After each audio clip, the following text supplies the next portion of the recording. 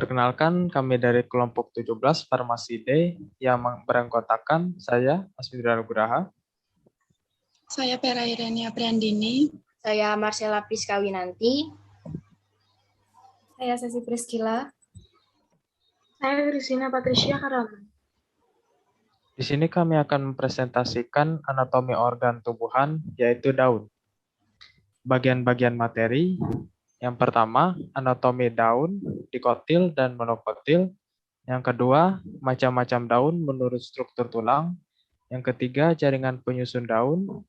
Yang keempat, perkembangan daun. Dan yang kelima, fungsi daun. Penjelasan singkat seputar daun. Daun merupakan bagian tumbuhan yang penting, dan pada umumnya tiap tumbuhan mempunyai sejumlah besar daun. Daun hanya terdapat pada batang saja dan tidak pernah terdapat pada bagian yang lain pada tubuh tumbuhan. Selanjutnya. Anatomi daun dikotil dan monokotil. Struktur anatomi secara umum bisa dilihat dari bagian luar dan bagian dalam dari daun. Dan untuk jenisnya menjadi dua, yakni struktur anatomi daun monokotil dan struktur anatomi daun dikotil. Untuk secara umum, struktur anatomi daun bagian luar terdiri dari 3 bagian berikut ini, yakni bagian pelepah daun, bagian tangkai daun, yang terakhir adalah helaian daun itu sendiri. Sedangkan struktur anatomi daun bagian dalam terdiri dari epidermis, jaringan mesofil, bekas, dan stomata.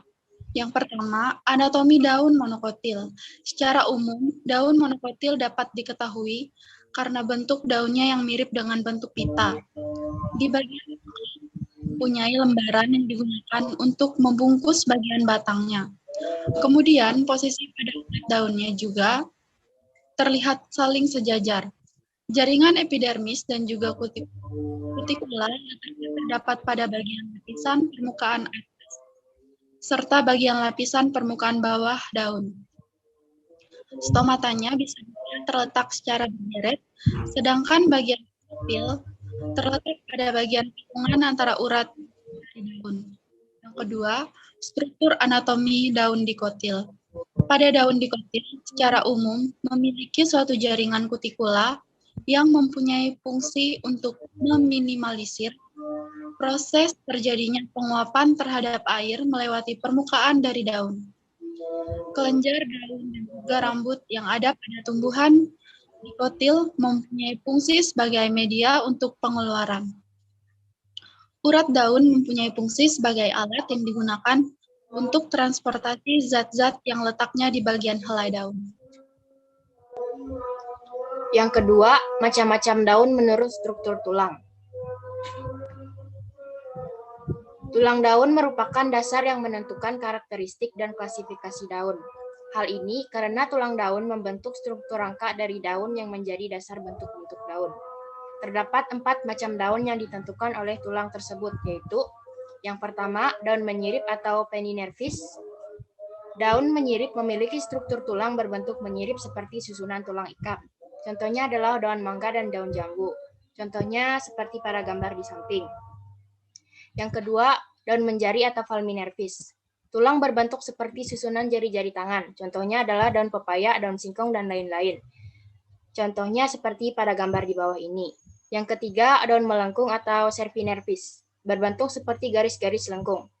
Daun ini mempunyai beberapa tulang yang besar. Contohnya adalah daun sirih, daun genjer, daun eceng gondok, dan lain-lain. Contoh gambarnya pada gambar di bawah ini. Yang terakhir atau yang keempat, daun sejajar atau rectinervis. Berbentuk seperti garis-garis lurus yang sejajar. Contohnya adalah daun tebu, jagung, padi, dan semua jenis rumput. Contohnya pada gambar di samping.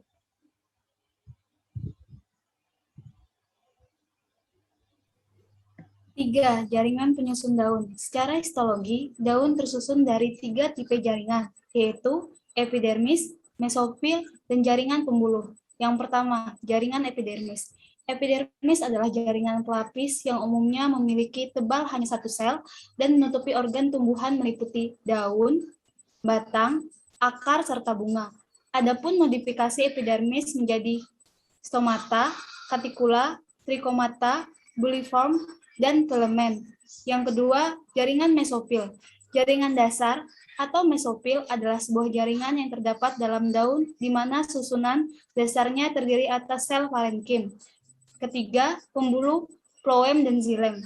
Pada daun juga terdapat pembuluh xilem dan floem yang berada di antara epidermis bawah dan mesofil. Dan yang terakhir, kolenkim dan sekretori. Jaringan kolenkim adalah jaringan yang terdapat di antara parenkim, sedangkan jaringan sekretori hanya ada pada tumbuhan tertentu saja. Biasanya, sekretori terdapat pada sel kristal atau kelenjar pada jaringan daun dan terdapat juga pada saluran getah.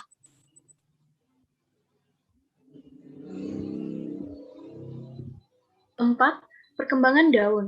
Daun baru berkembang dari primordial daun yang dibentuk pada meristem apex. Setiap primordial daun terbentuk pada bagian panggul meristem apex pucuk. Ketika primordial daun baru terbentuk, primordial daun sebelumnya yang lebih tua telah melebar secara progresif. Pada awal perkembangan daun, aktivitas meristem daun menyebabkan terjadinya perpanjangan daun. Perpanjangan daun berikutnya terjadi sebagai akibat aktivitas meristem interkalar. Pelebaran daun atau bifasial dorsoventral terjadi bila meristem tepi daun aktif melakukan pembelahan sel. Bila aktivitas meristem tepi tersebut terbatas hanya pada daerah-daerah tertentu saja, maka akan terbentuk daun yang berbagi menyirip atau majemuk menyirip.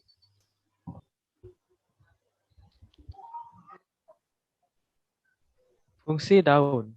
Fungsi utama daun pada tumbuhan adalah tempat fotosintesis.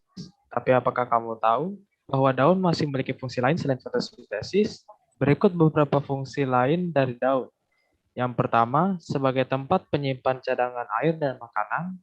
Yang kedua, sebagai alat perkembangbiakan. Yang ketiga, sebagai alat pernapasan. Keempat, sebagai alat penguapan. Dan yang kelima, sebagai tempat.